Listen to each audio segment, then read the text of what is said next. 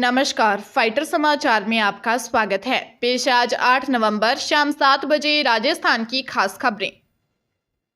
अगले माह में सरकारी व प्राइवेट स्कूलों की अर्धवार्षिक परीक्षाएं होंगी। परीक्षा में कक्षा 9वीं व 11वीं में 70% और कक्षा 10वीं व 12वीं की परीक्षा में 100% कोर्स में से प्रश्न पूछे जाएंगे।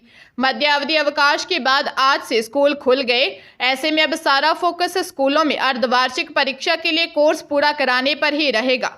संयुक्त निदेशक स्कूल शिक्षा अजमेर संभाग साहब सिंह ने इस संभाग के अजमेर सहित सभी मुख्य जिला शिक्षा अधिकारियों को निर्देश जारी किए हैं कि अर्धवार्षिक परीक्षा से पूर्व सभी जिलों में निर्धारित कोर्स पूरा कराया जाए।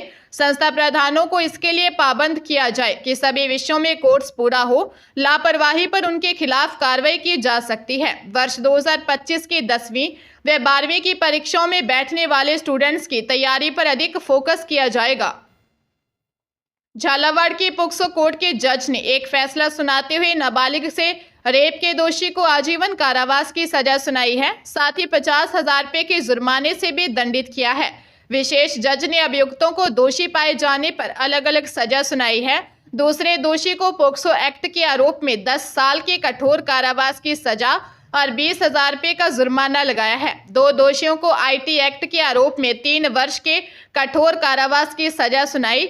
18 सितंबर 2023 को पीड़िता ने बकानी थाने में रिपोर्ट दी कि वह पिछले महीने इलाज करवाने बकानी अस्पताल गई थी। अस्पताल से बाहर आते समय आरोपी उसे फुसलाकर जबरन बाइक पर बैठाकर जंगल में ले गया और वहां रेप किया। उसके साथ ही बालचंद ने वीडियो रिकॉर्ड कर सोशल मीडिया पर शेयर कर दिया।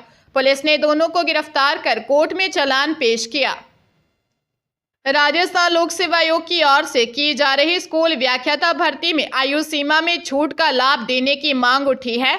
अभ्यर्थियों का कहना है कि सरकार ने कोरोना काल में भर्तियां नहीं होने पर जो अभ्यर्थी 31 दिसंबर 2020 तक आयु सीमा में थे, उनको 31 दिसंबर 2024 तक आयु सीमा में ही माना था। लेकिन इस छूट का फायदा पिछली व्याख्याता भर्ती में भी नहीं मिला, क्योंकि यह आदेश भर्ती निकलने के बाद आया था। अब इस बार शुरू की गई स्कूल व्याख्याता भर्ती में भी इस छूट का लाभ नहीं दिया जा रहा। अभ्यर्थियों ने मांग की कि सरकार इसको 31 दिसंबर 2024 के स्थान पर 1 जनवरी 2025 तक दे तो उनको फायदा हो सकता है। इसलिए सरकार उनको भी इस छूट का लाभ दिलाए।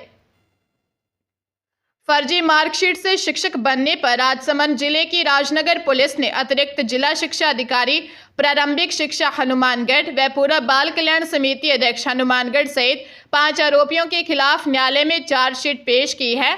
ज्ञात रहे कि वर्ष 2020 में इंदिरा निवासी हनुमानगढ़ ने BA की फर्जी मार्कशीट से शिक्षक के पद पर नियुक्ति लेने के लिए मामले में तत्कालीन जिला शिक्षा अधिकारी सोहनलाल रैगर ने राजनगर थाने में रिपोर्ट दी थी। पुलिस ने अनुसंधान कर कुल 5 अभियुक्तों को आरोपी माना। इसमें 3 की गिरफ्तारी की गई एवं 2 अभियुक्तों की जिला एवं सेशन न्यायालय से अग्रिम जमानत स्वीकार की गई। मुख्य अभियुक्त हनुमानगढ़ बाल कल्याण समिति के पूर्व अध्यक्ष जोधा सिंह व उनकी पत्नी सुनीता रानी, जो वर्तमान में ADEO हनुमानगढ़ के पद पर कार्यरत हैं। थानाधिकारी योगेश चौहान ने बताया कि अन्य आरोपी इंदिरा निवासी हनुमानगढ़, प्रदीप सहारण निवासी हनुमानगढ़, अमरजोत सेतिया निवासी अबोहर के खिलाफ चार्जशीट पेश की गई है। जयपुर के गोपालगढ़ दंगा केस में CM भजनलाल शर्मा की स्थायी हाजिरी माफी की एप्लीकेशन को ADJ 4 अदालत ने खारिज कर दिया है। जज अनामिका सहारण ने CM के प्रार्थना पत्र को खारिज करते हुए कहा कि मामले में ऐसी कोई परिस्थिति नहीं है कि CM को अदालत में पेश होने से स्थायी रूप से छूट दी जाए। CM भजनलाल शर्मा की ओर से दायर एप्लीकेशन में कहा गया था कि याचिकाकर्ता राजस्थान का मुख्यमंत्री है। अक्सर सरकार के काम से जयपुर से बाहर जाना होता है, सरकार के काम से विदेश भी जाना होता है। ऐसे में एप्लीकेशन स्वीकार करके स्थायी हाजिरी माफी प्रदान की जाए। अदालत ने कहा कि आरोपी जमानत पर बाहर है, मामला साक्ष्य अभियोजन की स्टेज पर है। वहीं आरोपी को इसी शर्त पर जमानत दी गई थी कि वह कोर्ट में आवश्यकता होने पर उपस्थित होता रहेगा। वर्तमान में ऐसी कोई परिस्थिति नहीं है कि आरोपी कोर्ट की ओर से तलब करने पर उपस्थित होने में असमर्थ हो। आरोपी को जब भी कोर्ट तलब करे उस समय उपस्थित होना है। अजमेर की महिला अत्याचार कोर्ट ने हत्या के प्रयास के मामले में 3 आरोपियों राहुल उर्फ गौरी, अजय नगर निवासी अजय उर्फ सोनू, नरेश उर्फ नरेंद्र को 7-7 साल की सजा सुनाई है। कोर्ट ने आरोपियों पर 20-20 हजार रुपए का जुर्माना भी लगाया है। आरोपी ने हॉर्न बजाने की बात को लेकर 4 युवकों पर जानलेवा हमला कर दिया था। विशेष लोक अभियोजक अशरफ बुलंद ने बताया कि 29 सितंबर 2017 को 4 दोस्तों पर हमला हुआ था। मामले में गंभीर रूप से घायल चंद्रवरदाई निवासी कमलेश ने पर्चा बयान में बताया कि वह अपने दोस्त अमर सिंह, सुमित और यश टाक के साथ डांडिया देखकर घर जा रहा था। रामगंज सामुदायिक भवन के सामने हॉर्न बजाने की बात को लेकर 3 युवकों से कहासुनी हो गई थी। तीनों युवकों ने उन पर हमला कर सभी को गंभीर घायल कर दिया था। बीकानेर के बज्जू तहसील के एसडीएम ऑफिस में फर्जी कागजात और मोहरों से भूमिहीन किसानों के नाम सैकड़ों बिग्घा जमीन आवंटित बताकर सौदागरों को बेच दी गई। जालसाजों ने भूमिहीन किसानों के नाम 54 फाइलें तैयार कर ली। इन किसानों के नाम आवंटित जमीन बेचकर करीब 1.15 करोड़ रुपए हासिल किए। पुलिस मामलों को खंगालने में लगी है। इस फर्जीवाड़े को अंजाम दिया बज्जू के चारणवाला गांव निवासी मास्टरमाइंड साहब राम बिश्नोई ने। वहीं सालों से एसडीएम ऑफिस आता जाता रहता था और भूमिहीन किसानों को टीसी आवंटन के जरिए पुख्ता आवंटन किए जाने की उसे पूरी जानकारी थी। उसने एसडीएम ऑफिस में ऐसे 73 काश्तकारों की सूची हासिल कर ली और इसके बाद फर्जी दस्तावेजों से फर्जी लिस्ट और काश्तकारों के नाम की 54 फाइलें तैयार कर ली। साहब राम, सुनील, प्रदीप डागा व बज्जू एसडीएम ऑफिस कर्मचारियों के खिलाफ मुकदमा दर्ज कर जांच शुरू कर दी गई है। उदयपुर जिले के सौभागपुरा के पास न्यू अशोक विहार कॉलोनी में 64 वर्षीय वृद्धा से जेवर लूटने का मामले का खुलासा कर पुलिस ने 4 आरोपियों को लूटे हुए माल के साथ पकड़ लिया है। 4 आरोपी उदयपुर के नहीं हैं। जांच में सामने आया कि लूट जयपुर निवासी कैटरस व्यापारी के बेटे दिनेश जैन ने कराई। इसके पीछे पैसों का लेन देन सामने आया है। दिनेश की शादी उदयपुर में हुई है। लूट से 3 दिन पहले दिनेश ने मकान की रेकी की। फिर 5 नवंबर को 3 बदमाशों को भीलवाड़ा से कार में उदयपुर लाया।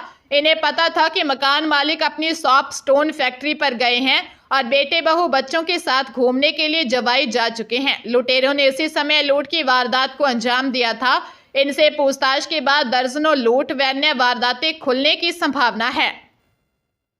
शिक्षा विभाग अपनी सभी काम शाला दर्पण पोर्टल के जरिए करने का भले ही दावा कर रहा हो, लेकिन विधानसभा के सवालों के जवाब को लेकर इस पोर्टल का उपयोग नहीं किया जाता। इसका बड़ा कारण है कि पोर्टल अपडेट नहीं रहता। पोर्टल अपडेट नहीं रहने से विधानसभा के सवालों के जवाब सीबीईओ और स्कूलों से मांगने पड़ रहे हैं। निदेशालय से विधानसभा के सवाल का ज्यों का त्यों संयुक्त निदेशक, मुख्य जिला शिक्षा अधिकारी होते हुए मुख्य ब्लॉक शिक्षा अधिकारी व स्कूल स्तर पर पहुंच जाते हैं। अगर शाला दर्पण पोर्टल अपडेट रहे तो विभाग के अधिकारियों को इतनी मशक्कत ही नहीं करनी पड़े। सीबीईओ और स्कूल स्तर पर कई बार तो ऐसे सवाल भिजवा दिए जाते हैं जिनके जवाब उनके स्तर पर देना ही संभव नहीं है।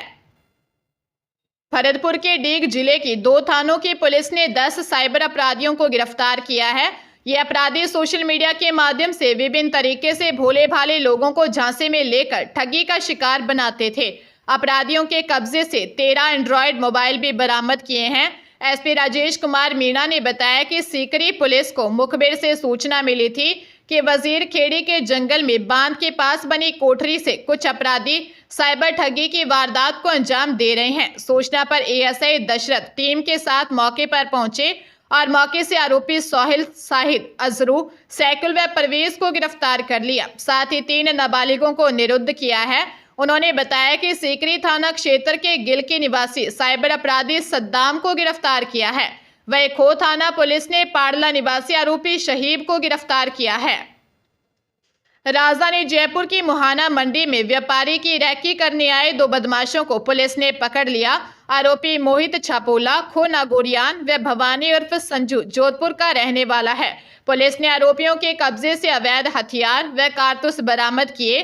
डीसीपी साउथ दिगंत आनंद ने बताया कि स्पेशल टीम के इनपुट के आधार पर दोनों को पकड़ा। आरोपियों ने पूछताछ में बताया कि वह मंडी में किसी व्यापारी पर हमला करने की साजिश के तहत रैकी कर रहे थे।